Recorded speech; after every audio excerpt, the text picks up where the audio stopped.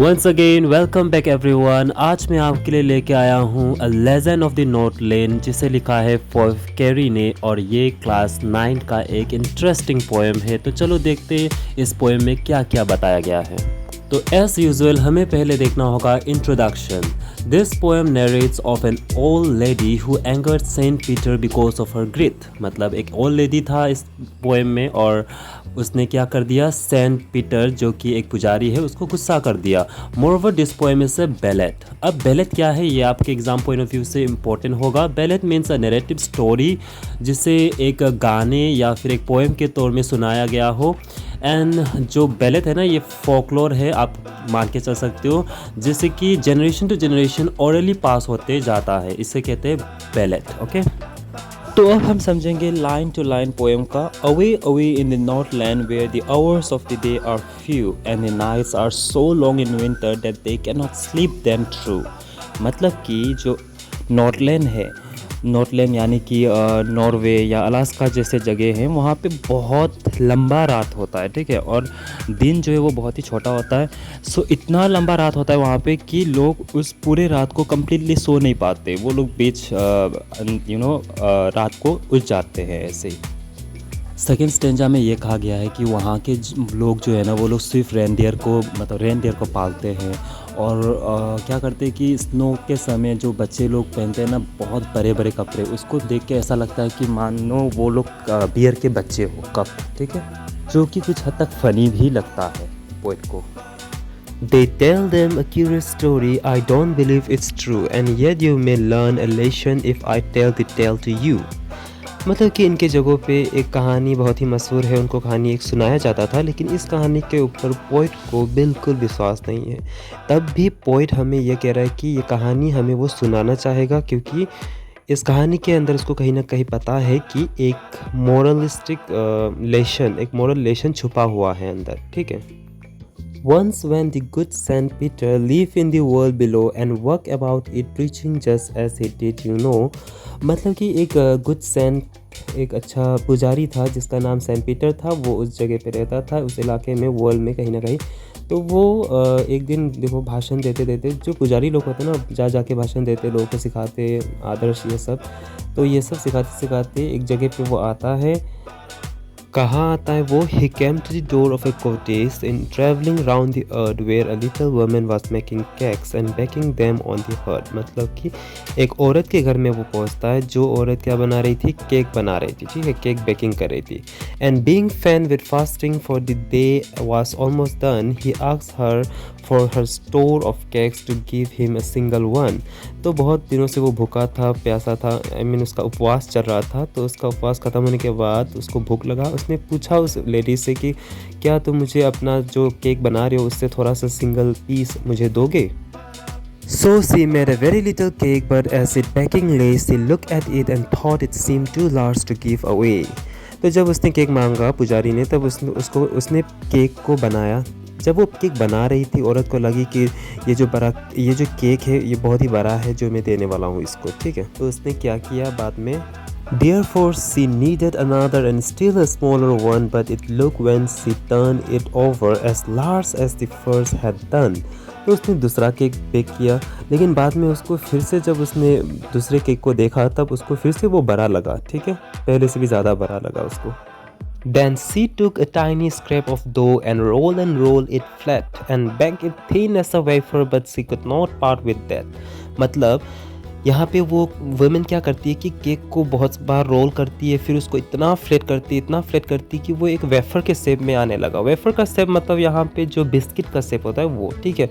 तो बिस्किट की तरह वो पतला होने लगा। तब भी उसका मन में शांति नहीं था, तब भी वो सोच रहा था कि ये जो केक है बहुत ही बड़ा है। For she said, my cakes that seem too small when I eat of them myself are yet too large to give away, so she put them on the shelf। जो केक मैं जब खाने जाता हूँ तब मुझे वो केक छोटा लगता है, बहुत ही छोटा लगता है मुझे, लेकिन वही केक अगर मैं किसी को देने जा रहा हूँ, अगर मुझे किसी को देना होता है, तो मुझे ये केक क्यों बड़ा लग रहा है, ठीक है, इतना बड़ा क्यों लग रहा है मुझे। तो यहाँ पे वो ये सोच के वो अपने सर्फ पे फिर से रख देती है। मतलब यहाँ पे कुछ ऐसा सीन क्रिएट हो रहा है कि उसका बॉडी तो वो हेल्प करना चाहता है सैन को, लेकिन उसका मन नहीं मान रहा। यहाँ पे मन क्यों नहीं मान रहा? क्योंकि उसके मन में कंजूसी भरा हुआ है, ठीक है। Then good Saint Peter grew angry, for he was hungry and faint, and surely such a woman was enough to provoke a saint. मतलब कि यहाँ पे जो अच्छा खासा सैन था वो बहुत ही गुस्सा हुआ, क्योंकि उसको पहले तो बहुत ही वो हंग्री है, ठीक है, उसको बहुत ही भूख लगा था, एंड ऊपर से उसको मतलब थोड़ा कमज़ोर फील हो रहा था उसको। एंड उसके ऊपर क्या हो रहा है कि ये जो वुमेन है वो बार बार केक को छोटा बड़ा कर रहा है उसके सामने, तो उसको बहुत ही गुस्सा आया। And he said you are far too selfish to dwell in a human form, तुम बहुत कंजूस हो, इसलिए तुम्हें ना इंसान के रूप में होना ही नहीं चाहिए था। To have bought food and shelter and fire to keep you warm, मतलब उसने वुमेन को ये कहा कि तुम बहुत ही सेल्फिश हो, तुम्हें इंसान के रूप में होना ही नहीं चाहिए, तुम्हारे पास जो भी फूड शेल्टर एंड फायर है ये सब नहीं होना चाहिए तुम्हारे पास। तो आप यहाँ पे फील कर सकते हो कि यहाँ पे जो सेंट है ना कितना गुस्सा हो रहा है वो। फॉर एग्ज़ाम्पल अगर आपको बहुत प्यास लगा है और आपके सामने एक बोतल भी है पानी का, लेकिन कोई बार बार आपको रोक रहा है कि पानी मत पियो, रुक जाओ, तो आपको कितना गुस्सा आएगा उस समय, ठीक है। कुछ ऐसा ही यहाँ पे हो रहा है। Now you shall build as the birds do, and shall get your scanty food by boring all day in the hard dry wood. यहाँ पे ना जो हमारा गुड सैंड है वो कहीं ना कहीं बहुत गुस्सा होकर उसको श्राप दे डालता है कि तुम जो हो तुम क्या बन जाओगे, एक बर्ड्स बन जाओगे। और बर्ड्स जिस तरह फूड को खाने के लिए बहुत मुश्किल मेहनत करना पड़ता है ना, बोरिंग का मतलब यहाँ पे मेहनत, ठीक है, वो जो बोर लगता है वो नहीं होता। तो मेहनत करना पड़ेगा तुमको, और तुम्हें ड्राई वुड में रहना पड़ेगा, पूरा दिन तुम्हें अपना खाना ढूंढना पड़ेगा, लेकिन तब भी तुम्हें बहुत कम खाना मिलेगा। Then up she went through the chimney, never speaking a word, and out of the top flew a woodpecker, for she was changed to a bird. तो ये श्राप मिलने के बाद ही क्या हो जाता है, तुरंत ही वो चिमनी के ऊपर उड़ जाता है। नेवर स्पीकिंग अ वर्ड, मतलब कोई भी वर्ड्स नहीं बोल पाता, क्योंकि वो भी इंसान से क्या बन गया, बर्ड्स बन गया ना। तो इस तरह वो एक वुडपीकर बन के वहाँ से उड़ जाता है। She had a scarlet cap on her head, and that was left the same, but all the rest of her clothes were burned black as a coal in the flame. उसके सारे कपड़े जल गए, लेकिन उसके सर में जो Scarlett colour का, रेड या ऑरेंज कलर का जो एक कैप है वो अभी भी रह गया है उसके सर में। और ऐसा क्यों? क्योंकि कहीं ना कहीं जो सेंट है ये सबको ये बताना चाह रहा है कि अगर कोई ऐसा गलती करे तो इस तरह का सज़ा उसको मिलना चाहिए, ठीक है। तो सब लोग उसको सज़ा के तौर में याद रखे, इसलिए उसने उसके सर में जो स्कारलेट कलर का कैप है वो रख दिया। Every country school boy has seen her in the wood where she lives in the trees till this very day, boring for food.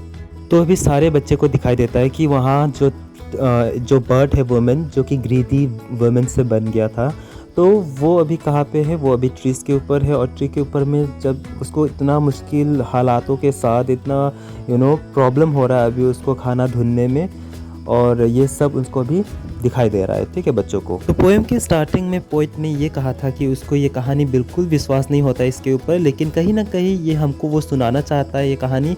क्यों? क्योंकि यहाँ इस पोएम में, इस कहानी में एक मॉरल छुपा है। तो हमें इनडायरेक्टली यहाँ पे क्या मैसेज मिला कि हमें ग्रीडी या सेल्फिश नहीं होना चाहिए, वरना हमें बहुत पछतावा मिल सकता है हमारे लाइफ में। तो ये सब, आई होप आपको ये पोएम समझ में आ गया होगा। अगर आपको मेरा एक्सप्लेनेशन थोड़ा भी अच्छा लगा हो तो जाते जाते please like, share and subscribe कर देना मत भूलिएगा। तब तक के लिए बाय।